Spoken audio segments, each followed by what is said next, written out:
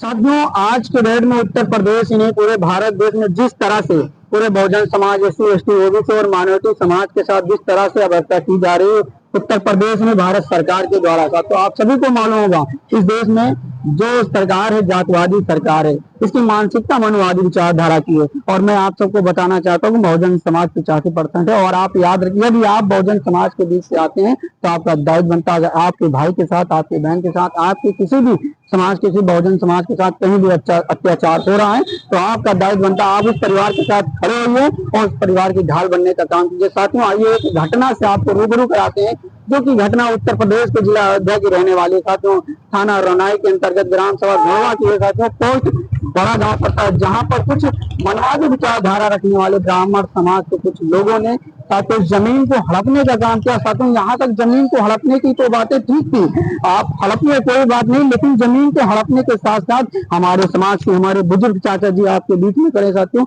इनको गाली दी गई, इनके घर में घुस करके इनकी बहू और क्या था उनकी पत्नी जी के साथ में वहां पर अश्लीलता की गई। आपसे कहना है कि ये किस तरह की सरकार है। और सबसे बड़ी बात, जब ये लोग थाना रौनाई में सच्चो साहब के पास अपना आवेदन पत्र लेकर जाते हैं तो वहां पर FIR दर्ज नहीं की जाती है, फेंक दिया जाता है। ये सोचने की बात है साथियों, ये लोकतंत्र से चल रहा है ये देश, संविधानवादी देश है, संविधान से चल रहा देश, फिर भी आज हमारे समाज के लोगों के साथ उनकी FIR नहीं लिखी जा रही।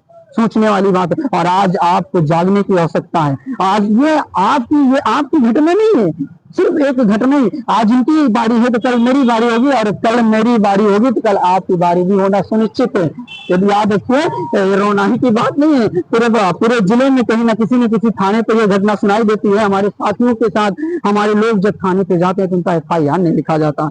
कभी विधायक का प्रेशर होता है तो कभी सांसद का प्रेशर होता है। क्या यार, सांसद या विधायक हमारे वोटों से नहीं बनाए गए, या हमने वोट नहीं दिया उनको, या हमारे समाज ने वोट नहीं दिया। साथियों, ये बात याद रखिए।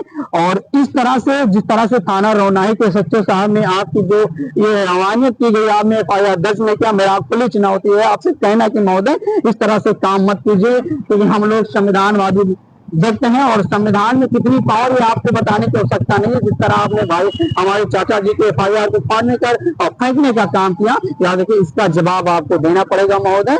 और इस बात को याद रखिए, वहां पर जो SDM मैडम गई थी किसी के प्रेशर में, उन्होंने एक पक्षा ना किया, नायाबदार जो भी गया था वहां पर पदाधिकारी कानून के, उनको मेरा कहना है कि आप इस तरह से किसी भी एक पक्ष में कुछ नहीं कर सकते हैं। आप संवैधानिक पद में हैं और संविधान की गरिमा रह के काम कीजिए आप महोदय। बाकी आज हम लोगों ने हमारे साथियों के द्वारा, चाचा जी यहाँ कलेक्टर आपके साथ हुए थे साथियों, SSP साहब से इन्होंने मुलाकात की और SSP साहब के द्वारा इनको आश्वासन दिया गया है बहुत जल्द जांच होगी। और जांच में यदि हमारे लोगों के साथ जितनी आप बीती है, जो इनकी जमीनें हड़पी गई, अगर इन्हें नहीं मिलता है तो फिर हमारी आजाद समाज पार्टी इनके साथ कदमों से कदम मिला के चलने का काम कर रही है।